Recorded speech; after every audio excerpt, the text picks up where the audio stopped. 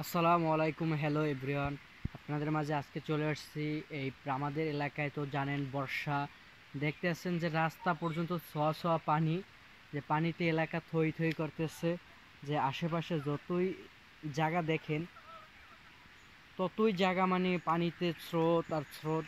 দেখেন যে এই জায়গায় মানে বর্ষা নাই, তারপরও পানির স্রোত অনেক, পানি পড়ে তারপরও মানে মানে আজকে বর্ষায় অনেক কিছু মানে তলিয়ে গেছে। যে আমাদের এলাকার যে একটা খাল আছে, মানে খালটা তলিয়ে গেছে, মানে কচুরির ফানা মানে এসে মানে পুরোটাই ভরপুর।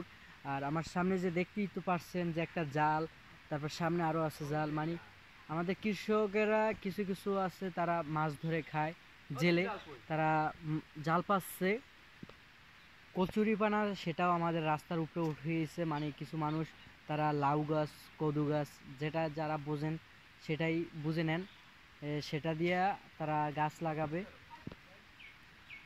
এই যে পাশে দেখতেছেন, আর এই পাশে একটা গেট করছি আমি, এটা আমার নিজের, মানে আমি নিজে করছি গেটটা। আপনাদের যদি ভালো লেগে থাকে আপনারা ঘুরতে আসবেন, যখন ভরপুর হবে তখন দেখতে অনেক সুন্দর লাগবে।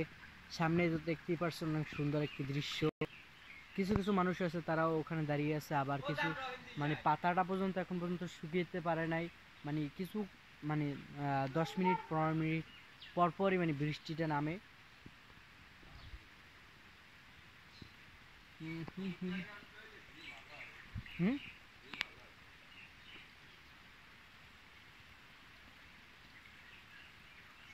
আর এই যে আমার সামনে যে দেখতে পারছেন একটা মানে অনেক সুন্দর একটা পুকুর দেখা যাচ্ছে, কিন্তু পুকুরটার চারোধারে মানে পুয়া চারোধারে মানে নেট দেওয়ার কারণ হচ্ছে একটাই, সেটা হচ্ছে যে আপনারা তো জানেন যে এলাকায় পানি উঠে বেশি, ফেনীর মতনই বলতে গেলে কিছুটা ফেনীর মতন যে পানি ওঠে, যে প্রায় পুকুরে ছোঁয়া ছোঁয়া, সেজন্য জাল দিয়ে রাখছে।